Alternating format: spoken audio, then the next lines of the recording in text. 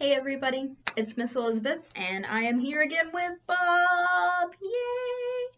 So, last time, and that is by Wendy Mass and Rebecca Stead, illustrated by Nicholas Gannon, a Fuel and Friends book, which is an imprint of Macmillan Publishing. Just got to remind you guys of those details before we started.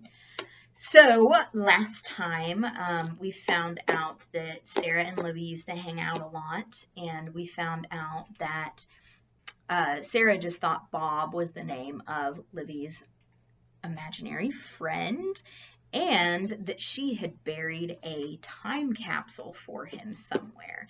So we are going to be jumping into a chapter starting with Bob. Maybe we'll get to find out about that time capsule. So this is chapter 12, Bob. Libby laughs too, but only for a second. Then she asks all casual like, "Is Philippa still around? My little green heart is beating so fast. At least I think my heart is green. Am I an invisible friend? Is that what I am? No superpowers or magic? Is that why Livy's mom couldn't see me? And perhaps more importantly, is there someone else like me?" I hold my breath until Sarah answers. Not anymore, of course. Instead of being disappointed, my heart quickens even more. Does that mean Sarah's invisible friend found her way home? Maybe Sarah knows how to get me home, too. Ask her, I want to shout to Livy. Ask her how she got Philippa home. Oh, Livy says quickly. I mean, duh, of course. She grabs a cookie from the plate. I can tell she's not going to let this drop. Still making it sound like no big deal, she asks, "So what kinds of things did you guys do together? Philippa, I mean." Sarah reaches for another cookie, too. At the rate they are chopping through these cookies, the hope of any being left over for me is shrinking. I am amazed that I can still think of snacks at an important moment like this, but there you have it. Well, one time you came over and we all had a tea party. Livy stops chewing. I brought my invisible friend over to your house for a tea party? Sarah shakes her head. No, it was only the three of us. You said yours wouldn't want to get dressed up and pretend to drink from little cups. I have to smile. Livy always looked out for me. Though I bet he'd look pretty cute in a tutu, Livy says rather loudly. Clearly she knows I'm eavesdropping. If you say so, Sarah says, then adds, I haven't thought about Philippa in years. What happened to her? At the end, I mean. I know Livy's face so well that even though her back is to me, I know she's holding her breath right now. This is it. This is when I find out how I'll get home. I press my eye right up to the crack and hold my breath, too. Sarah shrugs. I got bored of pretending to see her, I guess. Oh, Livy says. It's a sad oh. Sarah's invisible friend wasn't real. Not in the same way I'm real. I feel foolish and slump down to the floor. Unfortunately, I land squarely on the mast of the pirate ship, and then jump back up with Legos sticking where Legos shouldn't stick. I must have made a noise because both girls turned to face the closet. Livy jumps up. Thanks for coming today. It was fun. I'm still kind of jet-lagged, though, so I think I'm going to take a nap. Okay, Sarah says, standing up from the rug. Livy looks all around the room and grabs one of those creepy dolls. Do you want to borrow Abigail? I'm sure my mom won't mind. No thanks, Sarah said, and I think she's finally going to leave because one hand is on the doorknob. But then she says, do you want to hang out later? I can't, Livy says. I'm making a cake with my grandmother now that the baby is out of the house. Then they leave to walk downstairs, and I come out of my closet and sit on the edge of the bed. Only crumbs are left on the cookie tray. Why am I not surprised? Livy comes back in and closes the door and flops on the bed.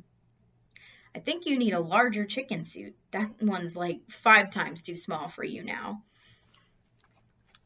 Before I can argue that no one taught me proper laundry techniques, she reaches under the pillow and pulls out a cookie. Saved you one. I lean past the cookie and reach around and hug her bony shoulders. You smell clean, but what was that for? She asks when I finally let go. For the cookie. For not making me go to a tea party. For tape recording stories for me to listen to, even though I never got them. Guess you saw the dancing, she says. You've got some good moves. She smiles. I do, don't I? You don't need to feel bad about leaving me in the closet, I blurt out, then take a bite of the cookie. I chomp and talk, and crumbs fly out as I try to explain how I was never alone because I had my imagination to keep me company. Man, this cookie tastes good. When I finally run out of words, she says, "Didn't anyone tell you not to talk with your mouth full? All I heard between crunches was something about you exploring your inner Bob." I swallow my last bite. That's pretty much the gist of it. "You have a Lego stuck to your leg," she says, reaching over to pluck it off. "You really didn't get tired of building that same ship over and over?" I smile. In between, I'd make whatever word I was reading in the dictionary. The aardvark was my first. I was particularly proud of that one. She tilts her head at me. "How many different objects can you make from one pirate ship?" "Exactly 3,009 so far." She nods, clearly impressed. It is impressive. "So it was a ship, but also all those other things." "Yes." She tosses the Lego piece back into the closet and grabs her shoes. "Where are you going?" I ask. "We are going to search the farm for that time capsule Sarah talked about. One thing can be lots of other things, right? So a time capsule can also be a clue. Who knows what I put in there? It could take a while to find out, so bring a flashlight." My spirits rise and rise. We're going on an adventure. "We don't need to bring one," I tell her with a grin. "Why not?" "Because I know exactly where you buried it." Chapter 13, Livy. I distract Gran by asking for a snack while Bob slips out the back door. We're supposed to meet under the farthest tree in the yard near our Sylvester rock. I find him relaxing against the tree trunk with his eyes closed and his legs straight out in front of him. "You look happy," I tell him. I hand him half a slice of banana bread and kneel beside the rock to get to work, feeling around its edges. It's a big rock. How are we going to get under this thing? How could I have hidden something under it when I was 5? "I am happy," Bob says cheerfully. "We're together, aren't we? We're outside, and we're looking for clues. We're going to find my mother. Like you said, my large family, so I won't be lonely when you leave again." He smiles into the sun. "Plus, I have banana bread. It's like a banana with bread." I glance at him as I try to scrape the dirt out from under one side of the rock. It gets under my nails and up my nose. "Don't get your hopes up, okay, Bob?" He blinks at me. "Why not?" "Old Livy never told me to not get my hopes up. I'm just being careful of your feelings, okay? We don't know for sure that we'll find anything here." "Oh, we will," Bob says. "We will find whatever the old Livy hid underneath the Sylvester rock. For me, her invisible friend." Bob is 100% sure that the old Livy hid the invisible friend time capsule under the Sylvester rock. He says that for the last 2 days she was at Gran's, old Livy got a certain look on her face whenever we got near this rock. "That's how you know?" I asked him. "My expression 5 years ago?" Bob nodded. "Oh, yes. Whenever we came close to this rock, old Livy's face said, 'I've got a secret.' It was loud and clear." I know it sounds ridiculous, but it's worth a try. We have to start looking somewhere, and I have to admit that Bob is pretty good at reading faces, especially mine. So I'm scratching the hard-packed dirt away from the sides of the rock, trying to find any gaps where I might have hidden something. Now I'm pretty much coated in dirt dust. I sneeze. I look over at Bob. His eyes are closed. "Hey, why are you just sitting there?" "I'm not just sitting here. I'm feeling the sun on my face, and I'm also being careful of you." I sit back on my heels and try to slap some of the dirt off my hands. It makes a big dust cloud that makes me sneeze again. "Careful of me? What are you talking about?" He gets a patient look on his face. I'm pretty good at reading Bob's face, too, I realize. "I am being careful of your fingers, Livy. You are playing very near the rock, and I don't want to drop it on you when I pick it up." He smiles and closes his eyes again. "Just tell me when you're done playing in the dirt. I'm not in a hurry. I'm just enjoying the outdoors." I stand up. "Bob, I'm not playing. I'm working, and we can't pick up this rock. This rock is huge. First, we're going to dig out some of the dirt underneath, and then we'll both get on one side, and we'll try to tilt." I stop talking. Bob has picked up the rock and is holding it over his head. "Where should I put it?" he asks, "if you're done playing?" Speechless, I point to the tree he was leaning against, and he carefully props the rock against the tree trunk. "Bob," I say, "you're strong." He nods. "Yes." "How did you look?"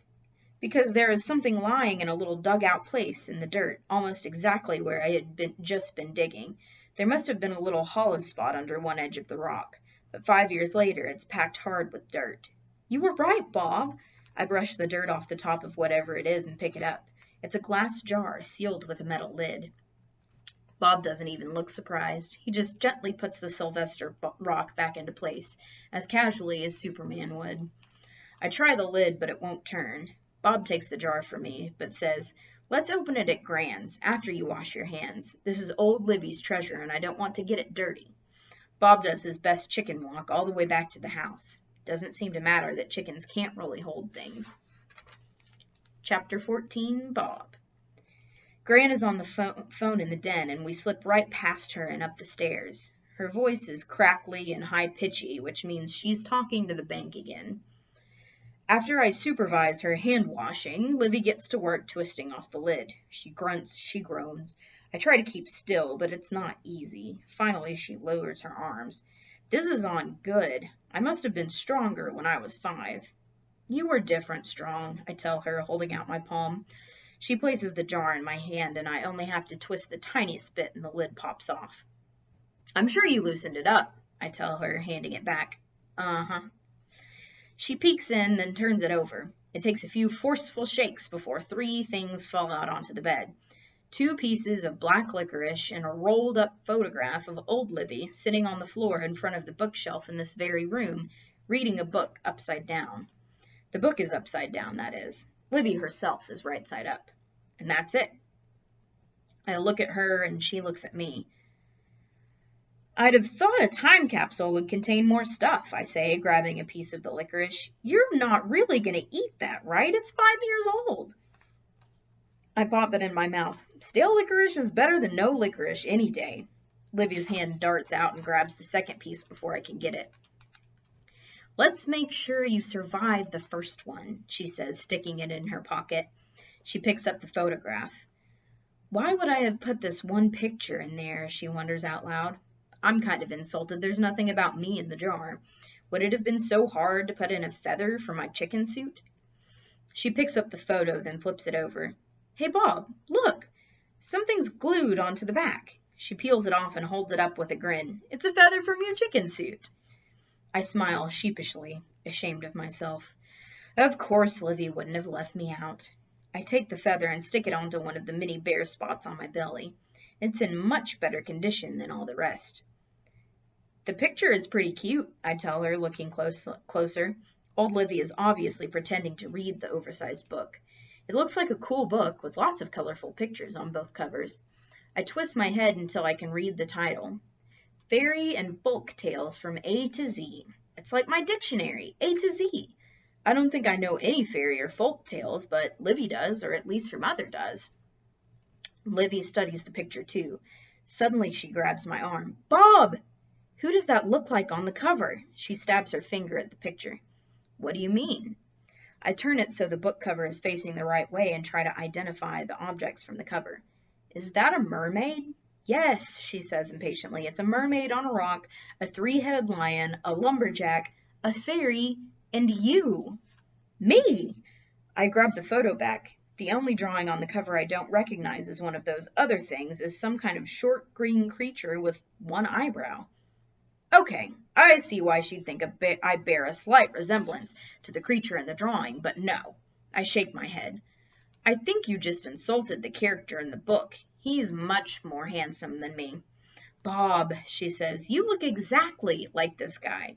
She pushes me out the door of the bedroom and into the bathroom and makes me face the mirror. I take a step back. I've never really looked at myself before. I turn this way and that, admiring my reflection from all angles. I'm not half bad. I keep preening because it's making her laugh. Then she stops. "Seriously, though, this book must tell us what you are. It's been here all along. Come on." She races back to her room, and I hurry after. The phone rings, and I hear Gran answer it downstairs. Maybe the bank is calling back. "It's got to be here somewhere," Livy is saying, pulling books off the shelves with both hands. "It's not on the shelves." "Maybe it's under the bed," she says. She throws back the covers and ducks down and spreads her arms out like she's swimming. "It's not under the bed." "Where else could it be?" she asks, throwing up her hands. I think about it, and it hits me that I know exactly where it is. "Livy! The book is at—" But before I can tell her that Sarah took it after Livy went back home last time, Gran shouts upstairs, "Livy! Please come down right away. I need you." She sounds more urgent than I've ever heard her, even more worked up than the time a woman from the bank came all the way to the house. Livy looks torn, but only for a second. She says, "I'll be right back. Keep looking." I open my mouth, but she's already flying down the stairs. I sit on the bed and wait. That's where I am when the front door slams and Graham's car drives away, with Livy in it. Well, that stinks. I move to the top of the stairs and listen to all the silence, my chest tight and my head swimmy. This is a familiar feeling. I call it the feeling of Livy leaving suddenly without telling me when or if she's coming back. I know this feeling well. I stand up from the stairs. Livy's not gone for good. I know that this time. No more feeling sorry for myself and waiting. I have a book with a strikingly handsome green creature on the cover to find, and there's no time to waste. I straighten my head comb and use the tape on the desk in the corner of the kitchen to secure a few feathers that are hanging loose. I grab 2 pickles and a loaf of bread, eat 1 pickle and 2 slices of bread with butter. Then I continue my rushing out. I am a not zombie fake chicken on a mission.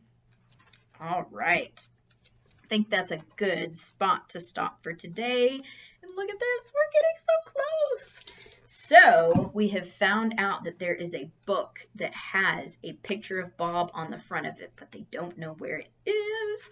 So next time we come back and read, I bet we'll find out where the book has gone and what's up with it and what Bob is. So please come back. We're getting really close to the end, and I'm excited to share the rest of the story with you. So until then, I hope you'll have a good night, and I'll see you later. Bye.